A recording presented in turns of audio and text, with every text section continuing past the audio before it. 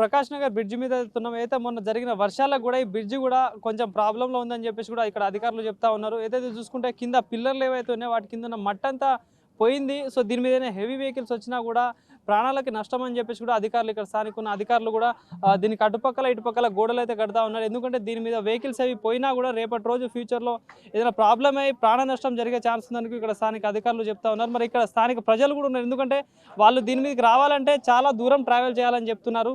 So ఇదొక్కటి close చేస్తే చాలా దూరం వెళ్ళాలని చెప్పేసి అంటున్నారు. సో మరి ఒకసారి మాట్లాడదాం, వాళ్ళకి ఎలాంటి ప్రాబ్లమ్స్ వస్తాయి అనేది ఒకసారి మాట్లాడి తెలుసు. అన్న మీరు ఇక్కడ లోకలేనానే?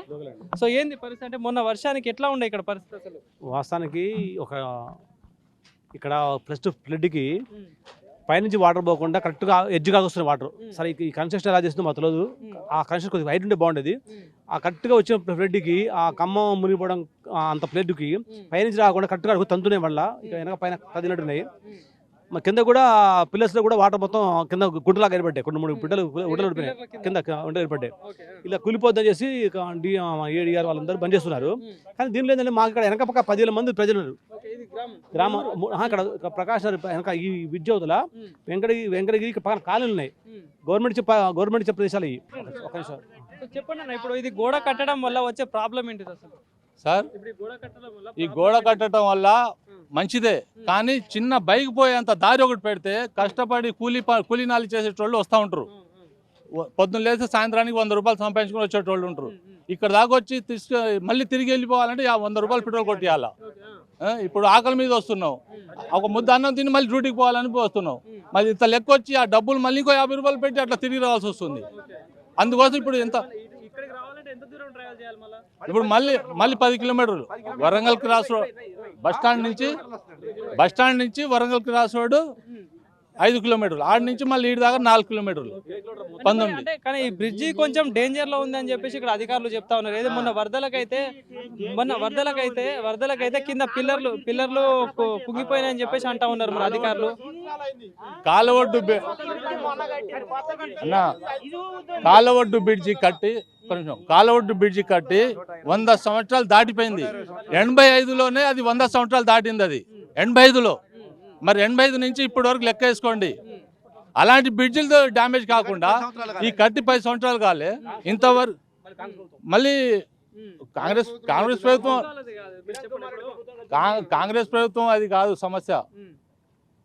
ఏ పార్టీ సమస్య మనకు వద్దు. అర్థమైందా? మనకి ఇక్కడ దారికి అడ్డం ఉంది. చిన్న బైక్ పోవటానికి ఒక చిన్న దారి పెట్టండి, పెద్ద బండ్లు వద్దు. కానీ ఇప్పుడు వాళ్ళు ఏమంటున్నారంటే అధికారులతో మాట్లాడితే దీనివల్ల మీకు మంచి కోసమే చేస్తున్నామని చెప్పేసి వాళ్ళు అంటున్నారు కదా. మా మంచి కోసం చేస్తున్నారు, వాళ్ళకి దండం పెట్టాలా, అందరికి నమస్తే చేయాలా. కానీ ఇప్పుడు 2 వీలర్ పోయేటట్టు పెడితే 2 వీలర్ పోతే బండి ఏమన్నా డ్యామేజ్ ఏం కాదుగా. పోయేటోడు వస్తాడు, పోయేటోడు పోతాడు.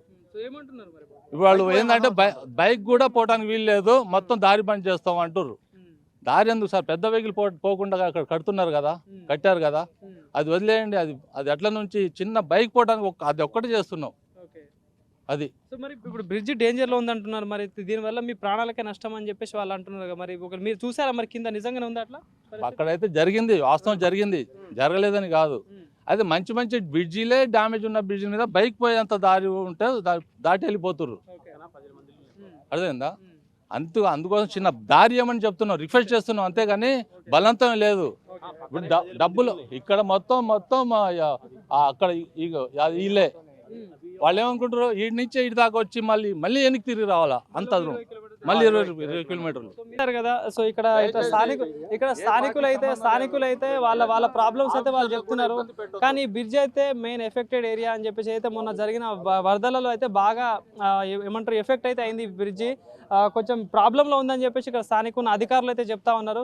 కానీ ఇక్కడ స్థానికులు ఎవరైతే చెప్తున్నారో మాకు ఇదంతా తిరిగి రావాలంటే మళ్ళీ ఒక 20 కిలోమీటర్లు తిరగాలని చెప్పేసి వాళ్ళు అంటున్నారు. సో మా ప్రాబ్లం కూడా అర్థం చేసుకొని హెవీ వెహికల్స్ రానియకుండా ఓన్లీ 2 వీలర్స్ కానీ 2 వీలర్స్కే పోయినట్టు మాకు దారి ఇవ్వాలని చెప్పి ఇక్కడ స్థానికులు చెప్తా ఉన్నారు. కానీ ఎవరైతే ఇక్కడ ఉన్న స్థానిక అధికారులు ఎవరైతే ఏమున్నారో కింద పిల్లర్లు కదిలాయి. సో దానివల్ల ఎవరు వచ్చినా కూడా వాళ్ళ ప్రాణాలకే ప్రాబ్లం అని చెప్పేసి కూడా వాళ్ళు అంటే ప్రజల సేఫ్టీ కోసమే ఇక్కడ ఉన్న అధికారులు అయితే చెప్తా ఉన్నారు. కానీ ప్రజలు ఏమంటున్నారంటే సో మాకు ఇక్కడ రెగ్యులర్గా పక్కనే ఒక 100 మీటర్లు రావడానికి మేము ఒక 20 కిలోమీటర్లు తిరగాల్సి వస్తుంది. సో దీని మీద ఎలాంటి అయినా యాక్షన్ తీసుకుని అంటే మాకు ఒక బైక్ వెళ్ళడానికి కూడా ఫెసిలిటీ కల్పించాలని చెప్పేసి ఇక్కడ ఉన్న అధికారులను అయితే వాళ్ళు రిక్వెస్ట్ చేస్తున్న పరిస్థితి కనిపిస్తూ ఉంది. సో మరి ఇక్కడ ఏదైతే ఈ ఖమ్మం నియోజకవర్గంలో ఉన్న అధికారులు ఎవరైతే ఉన్నారో సో వాళ్ళ బాధ ఏదైతే చూసుకొని మరి వాళ్ళకి సంబంధించిన ఫెసిలిటీస్ అయినా కల్పించవచ్చు. సో అయితే రోడ్డుకు సంబంధించిన చిన్న బైక్కి సంబంధించిన దారి ఇవ్వాలని చెప్పేసి వాళ్ళు కూడా అడుగుతా ఉన్నారు. సో అధికారులేమో ఇది బ్రిడ్జి ప్రాబ్లంలో ఉంది, సో అర్థం చేసుకోండి అని చెప్పి పైనుండి ఆర్డర్స్ వచ్చాయని చెప్పి వాళ్ళు చెప్తున్న పరిస్థితి కనిపిస్తూ ఉంది.